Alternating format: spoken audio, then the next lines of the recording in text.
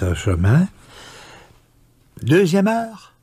Eh bien, au cours de cette deuxième heure, j'aimerais partager avec vous un cadeau du sort. C'est-à-dire qu'il nous est arrivé un petit ouvrage qu'on a trouvé hautement tripatif et qui nous paraît très utile également. J'aimerais qu'on commence la saison, en quelque sorte, en partageant ces informations-là. Ça s'intitule « Les 4 accords Toltec ». En sous-titre, c'est « La voie de la liberté personnelle ». C'est d'un maître, un nagual, comme on dit dans les pays d'Amérique du Sud et d'Amérique centrale, Don Miguel Ruiz, et c'est vraiment très tripatif. Il s'agit de 4 accords qu'on passe avec soi. On reviendra sur le sens du mot accord qui est complexe, puis très souvent, on en parle comme d'un accord avec les autres, mais là, il s'agit finalement d'être en accord avec soi-même sur ce point-là. Alors, il y a 4 accords Toltec, à vrai dire, dont je vais vous parler plus longuement dans l'heure qui suit. Eh bien, d'abord, on dit, ça va vous paraître un peu, excusez l'expression, mais un peu quétaine au départ, mais ça ne l'est pas du tout. Dès qu'on s'y met, on sait de quoi on parle, parce que nous, on l'a mis en pratique, on a tenté de le mettre en pratique, parce que c'est très difficile à mettre en pratique, ça prend une vie. Hein? On est clair, ça? Bon. Alors, 1, que votre parole soit impeccable. Deuxième accord à passer avec soi-même, quoi qu'il arrive, n'en faites pas une affaire personnelle. Essayez ça pour voir. Vous allez vous rendre compte jusqu'à quel point c'est une chose qui exige beaucoup de soi. Et ensuite, troisièmement, ne faites pas de suppositions. Ça aussi, c'est un autre qui est un peu difficile. Mais c'est important. Il faut se mesurer avec des principes comme ceux-là, savoir où on se situe. Et le 4e accord, c'est « faites toujours de votre mieux ». Encore là, ça paraît simpliste, mais attendez de voir.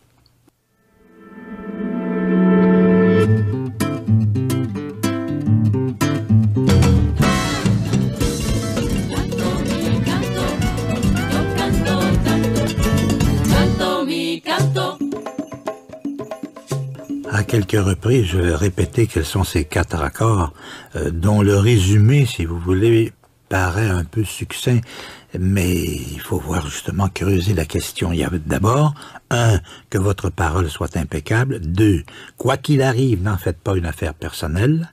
3, ne faites pas de suppositions. Et 4, faites toujours de votre mieux. Alors ça, ce sont les accords Toltec. Ce sont des accords qu'on passe avec soi. Parce que vous savez, généralement, on le sait s'entendre, se concerter quand les accords avec les autres, etc. C'est aussi un accord, c'est aussi une convention, c'est un pacte, c'est un traité. C'est dans ce sens-là qu'il faut l'entendre. Convention, pacte, traité, transaction avec soi-même, si on peut dire. Voyez-vous, c'est dans ce sens-là. Et ensuite, qu'est-ce que je vois ici? C'est parce que je suis à regarder sur l'écran de télévision pour voir qui est en fait l'écran de l'ordinateur, qui nous permet de voir un peu ici toutes ces définitions-là. Mais c'est surtout dans le sens, évidemment, dans le sens un petit peu d'un accord signé, d'un pacte avec soi, d'une convention, et non pas simplement d'un accord avec les autres, etc. Bon, ce sont les Toltecs, ça nous vient des Toltecs. Donc, à travers tout le sud du Mexique, les Toltecs étaient connus comme hommes et femmes de connaissance. Les anthropologues les ont décrits comme une nation, une race, mais en réalité, nous dit-on ici, c'était pour plusieurs d'entre eux des scientifiques, des artistes qui formaient une société vouée à explorer et préserver la connaissance spirituelle et les pratiques des anciens. Remarquez qu'ici, l'enseignement pourrait être pris au sens spirituel du terme, mais c'est plutôt tel qu'il est. Ça va de soi. C'est tout à fait ça. Il y a une dimension spirituelle, c'est vrai.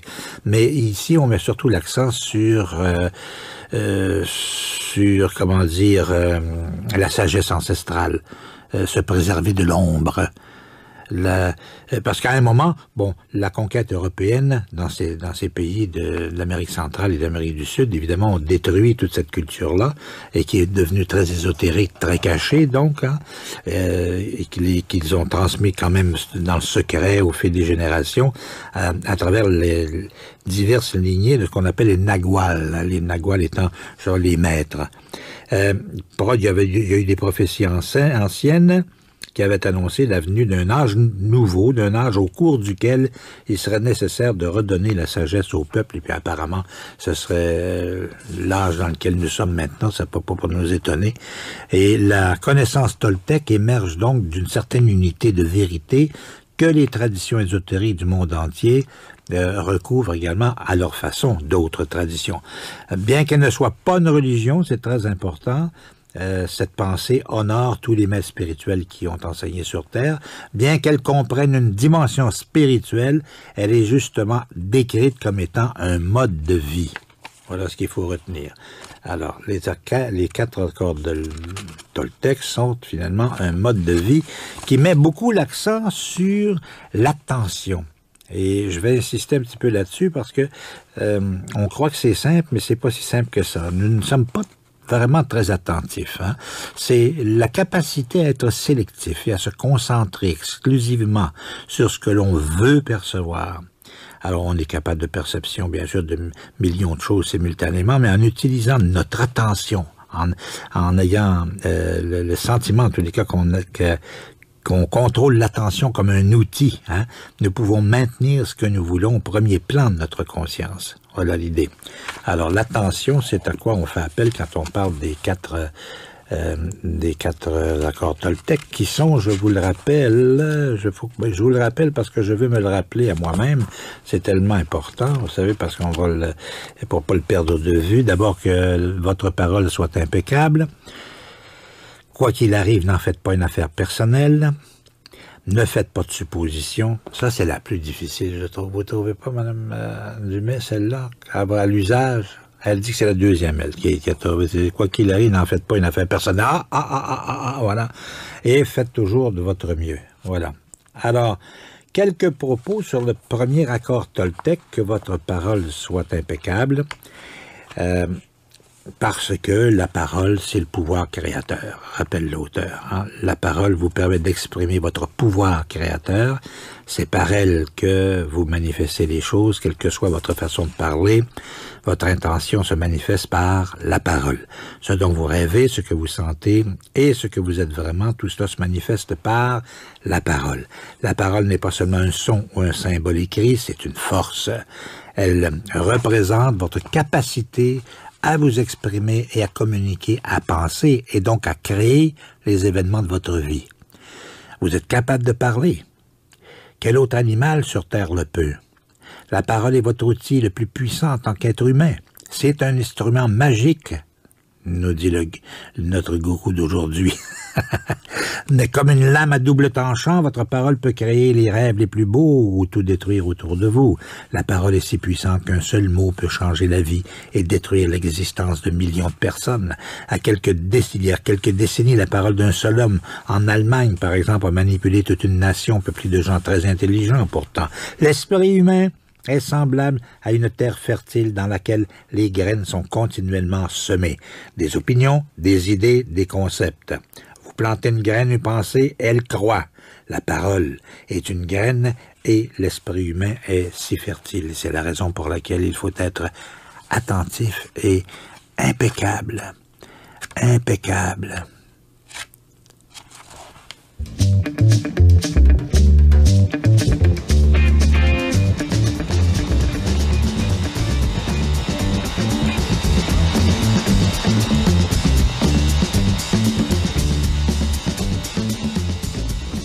Que votre parole soit impeccable.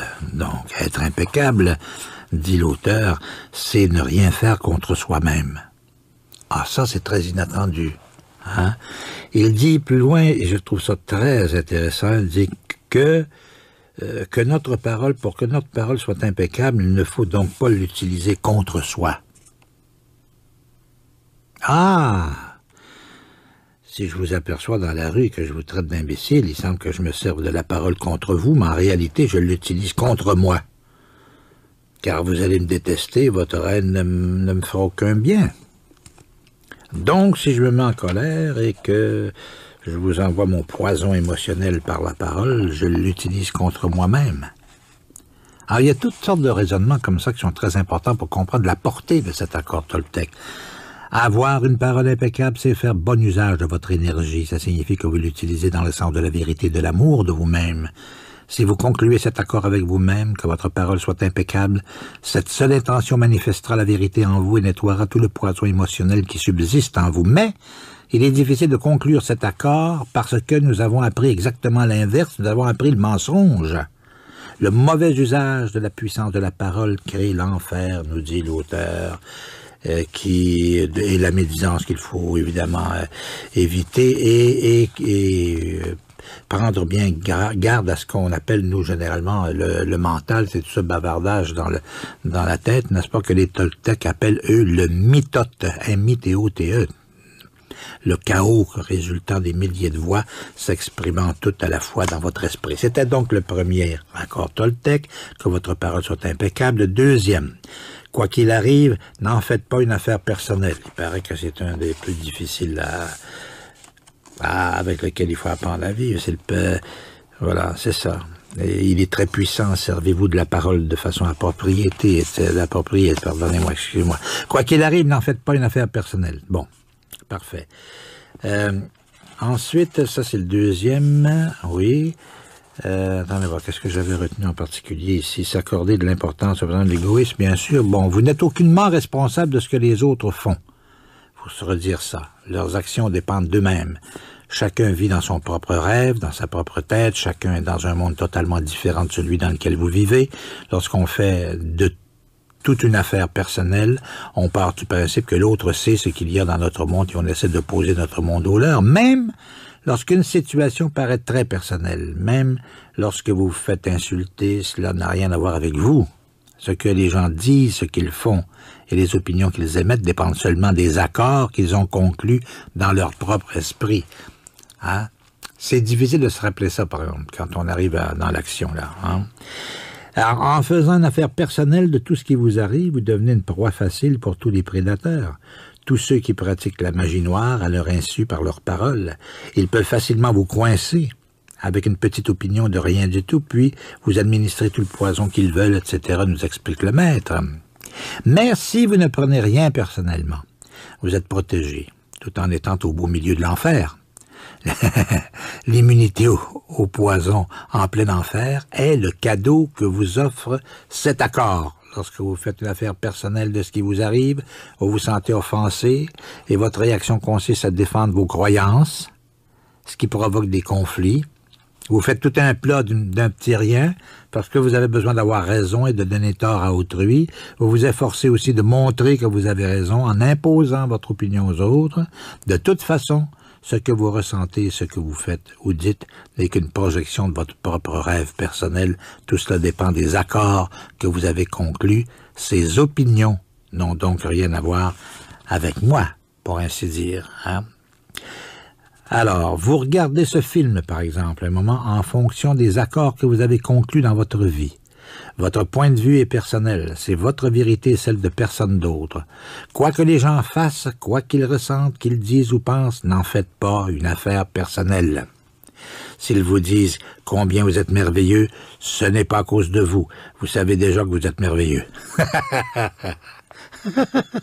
Il n'est donc pas nécessaire de croire ceux qui vous le disent. Ne prenez pas la moindre chose qui vous arrive de façon personnelle.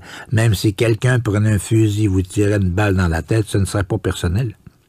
Même dans ce cas extrême. Non, mais c'est vrai de le penser comme ça. Hein? Notre esprit existe aussi au niveau des dieux. Il vit également dans cette réalité et peut l'apercevoir. La mitote dont on parlait tout à l'heure, l'espèce de boîte dans la tête, là. Hein? Un discours perpétuel est comme un immense marché sur lequel des milliers de personnes parlent et marchandent en même temps. Quoi qu'il arrive, ne faites pas une affaire personnelle de quoi que ce soit, parce qu'en prenant les choses personnellement, vous vous programmez à souffrir pour rien.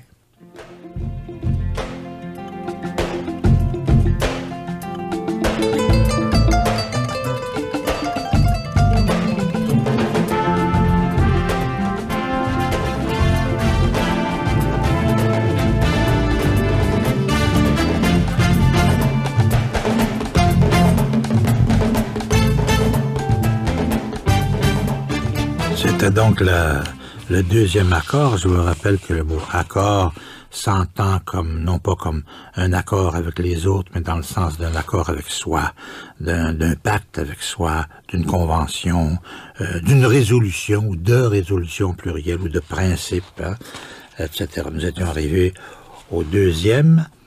Quoi qu'il arrive, n'en faites pas une affaire personnelle, parce qu'en prenant les choses personnellement, vous vous programmez à souffrir pour rien. C'est ça qui est l'idée, tout simplement. Quand vous aurez pris l'habitude de ne jamais faire une affaire personnelle de ce qui vous arrive, vous vous éviterez de nombreux problèmes dans votre vie. Votre colère, votre jalousie, vos envies disparaîtront, et même votre tristesse s'en ira si vous ne prenez rien personnellement. Alors, vous voyez à quel point cet accord est important. En ne faisant jamais une affaire personnelle de ce qui vous arrive, vous pouvez rompre de nombreuses habitudes et routines qui vous piègent dans le rêve de l'enfer, provoquant des souffrances inutiles. Rien qu'en appliquant ce deuxième accord, vous commencez à briser des dizaines de petits accords qui vous font souffrir. Ah, voilà le secret. Et si vous mettez en pratique les 2 premiers accords Toltec, que votre parole soit impeccable, et, quoi qu'il arrive, n'en faites pas une affaire personnelle, eh bien voilà, vous pourrez coller ça, mettre ça sur votre réfrigérateur pour vous en souvenir en permanence. C'est tout. Alors, mettez bien ça clairement. Quoi qu'il arrive, n'en faites jamais une affaire personnelle. Là-dessus, on passe au 3e accord Toltec. Toltec, T-O-L-T-E, accent grave, Q-U-E. Hein, c'est une nation importante de l'Amérique centrale et de l'Amérique du Sud également. Alors, le 3e accord Toltec est de ne pas faire de suppositions. Oui, je sais, on me fait signe de l'autre côté que c'est très difficile. Oui, je sais, moi aussi j'ai vécu l'expérience. Je sais que c'est difficile, mais c'est pas parce que c'est difficile qu'il faut y renoncer. Hein? Ne pas faire de suppositions. Tout à coup, vous êtes en train de recevoir une information, puis vous dites, ah, ça doit être parce qu'un tel a fait telle chose, telle affaire, etc. Attention aux suppositions. Hein? Nous avons tendance à faire des suppositions à propos de tout. Le problème est que nous croyons ensuite qu'elles sont la vérité. Nous serions prêts à jurer qu'elles sont vraies. Nous faisons des suppositions sur ce que les autres font ou pensent. Fort de quoi nous en faisons une affaire personnelle, ça revient au 2e. Puis, nous leur en voulons et nous leur communiquons du poison émotionnel par nos propos. Voilà pourquoi chaque fois qu'on fait des suppositions, qu'on prête des intentions à autrui, on crée des problèmes. Nous faisons des suppositions quant aux raisons d'agir d'autrui. Nous les interprétons de travers, nous en faisons une affaire personnelle. On revient au numéro 2, vous voyez ce que je veux dire? Et nous finissons par créer tout un drame pour rien du tout. Toute la tristesse et les drames auxquels vous avez été confrontés dans votre vie proviennent de cette habitude de faire des suppositions, de prêter des intentions à autrui, et, on revient au 2, de prendre des choses personnellement. Hein? Ça colle, ça va ensemble. D'accord? Évitez toujours de travailler puis d'enrichir le grand mitote, là, l'espèce de boîte incroyable dans laquelle cet esprit humain qui est encombré, qui provoque tant de chaos, qui nous conduit à tout comprendre de travers, à tout interpréter de travers, etc., etc. Bon. 3e accord Toltec, on l'a donc commencé, c'est... on a tous des habitudes dont on n'est même pas conscient. Les amener à la conscience et comprendre l'importance de cet accord est donc le premier pas à franchir. C'est toujours comme ça, hein? Mais la compréhension n'est pas suffisante.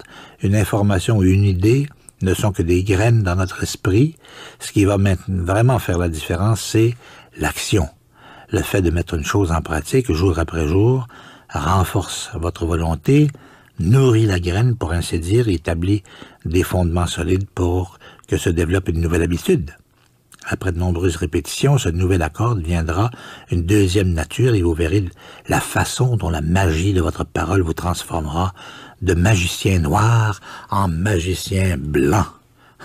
C'est tripatif, hein?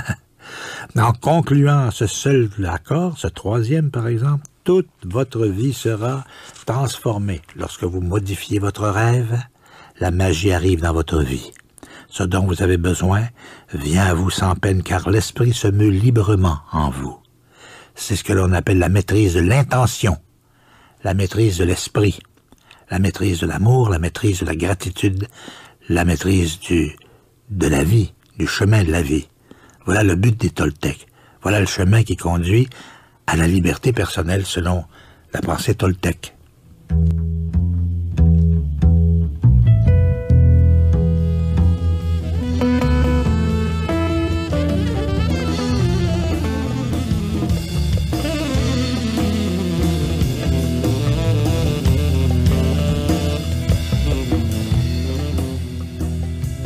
Nous en étions donc à la troisième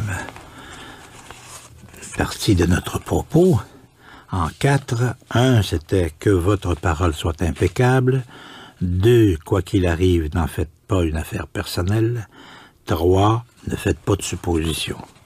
Et alors, une fois qu'on a déjà exprimé ça, je pense que vous avez saisi jusqu'à quel point ça pouvait être à la fois utile, mais difficile à exploiter, en quelque sorte. Hein? Alors, dans chaque relation, on peut se laisser aller à supposer que les autres savent ce que nous pensons sans avoir à formuler nos besoins. Là, je suis en train de développer un peu le troisième accord, ne faites pas de suppositions. Donc, nous pensons avoir à formuler nos besoins. Ils vont faire exactement ce que nous voulons parce qu'ils nous connaissent bien. Et s'ils ne le font pas, nous serons blessés. Nous allons penser, bon, etc., que ils se sont pas préoccupés de nous. Il est intéressant de voir comment l'esprit humain fonctionne, d'abord. Nous avons besoin de tout justifier, de tout expliquer, de tout comprendre, afin de nous rassurer. Il y a des millions de questions auxquelles nous cherchons les réponses, car il y a tant de choses que notre esprit rationnel ne peut expliquer. Peu importe que la réponse soit correcte, le seul fait de trouver une réponse nous rassure. C'est pourquoi que nous faisons des suppositions. Quand on n'a pas de réponse, on fait des suppositions. C'est ça qui est l'idée, n'est-ce pas?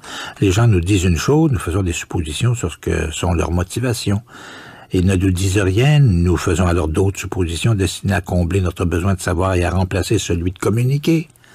Même lorsqu'on entend quelque chose qu'on ne comprend pas, on fait des suppositions sur ce que cela signifie, puis on les croit. Nous ne cessons de supposer parce que nous n'avons pas le courage de poser des questions. La plupart du temps, ces suppositions sont effectuées très vite et inconsciemment parce que nos accords nous incitent à communiquer de cette manière. L'un d'eux stipule qu'il est dangereux de poser des questions, un autre dit que si les autres nous aiment, il faut savoir ce que nous voulons et comment nous nous sentons, et du moment qu'on croit quelque chose, on part du principe qu'on a raison, au point qu'on est prêt à détruire une relation pour défendre sa position. On fait également des suppositions sur soi-même, ce qui provoque beaucoup de conflits intérieurs. Je pense que je suis capable de faire telle chose. Vous supposez cela, puis vous découvrez que c'est pas le cas. Bon, vous vous surestimez, comme vous vous sous-estimez d'ailleurs, l'un ou l'autre, tout le temps, parce que vous ne prenez pas le temps de vous poser des questions, d'y répondre, nous dit notre auteur. Peut-être vous faut-il en savoir davantage sur telle situation, ou peut-être devez-vous arrêter de vous mentir sur ce que vous voulez vraiment. Souvent, lorsque vous démarrez une relation avec quelqu'un que vous aimez, vous devez le justifier. Vous ne voyez en lui que ce que vous voulez bien voir et vous niez l'existence d'aspects que vous n'aimez pas. Vous vous mentez à vous-même afin de vous donner raison, puis vous faites des suppositions. Ça revient tout le temps, des suppositions. L'une d'entre elles étant « Mon amour va transformer cette personne. » C'est drôle, hein? Il y a des bouts drôles. Mais ce n'est pas vrai, votre amour ne changera personne. Si les autres se transforment, c'est parce qu'ils veulent changer, et non parce que vous en avez le pouvoir.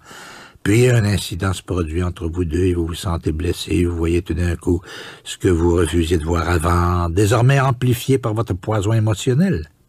Il vous faut maintenant justifier votre douleur émotionnelle en rendant l'autre responsable de vos choix. J'aime bien tout ce tricotage auquel ça donne lieu, cette espèce de passer de l'un à l'autre, etc. Alors voici donc le troisième accord toltèque, ne faites aucune supposition. Formulé de cette façon, ça semble facile, mais je pense que vous vous êtes rendu compte que c'est assez difficile à mettre en œuvre. La difficulté provient de ce qu'on fait généralement à l'inverse. On a tous des habitudes dont on n'est pas conscient. Les amener à la conscience et comprendre l'importance de cet accord est donc le premier pas à franchir. Mais la compréhension n'est pas suffisante. Une information ou une idée ne sont que des graines dans notre esprit. Ce qui va vraiment faire la différence, je vous l'ai dit tout à l'heure, j'y reviens parce que c'est très important, c'est l'action. Le fait de mettre une chose en pratique jour après jour renforce votre volonté, etc., etc. Et puis, je vous donne rendez-vous dans quelques minutes pour vous parler du 4e accord Toltec, qui va vous paraître très simple au départ, mais qui n'est pas non plus toujours facile à vivre. Hein. Et il se formule de la façon suivante: faites toujours de votre mieux.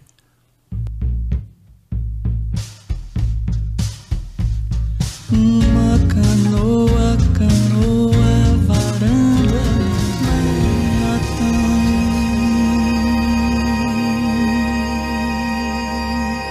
Quatrième accord Toltec. Rappelons les 3 premiers: que votre parole soit impeccable. Si je le répète comme ça, c'est parce que certains d'entre vous voudront peut-être en prendre note ou s'exercer à le vivre.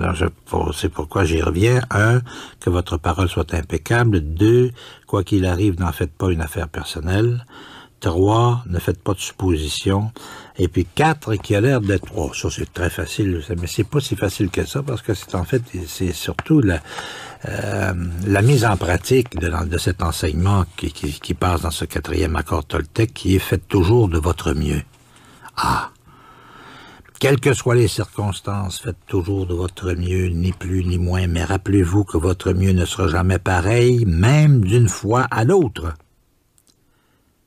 Ah, il y a un point de vue qui est intéressant, Ruiz.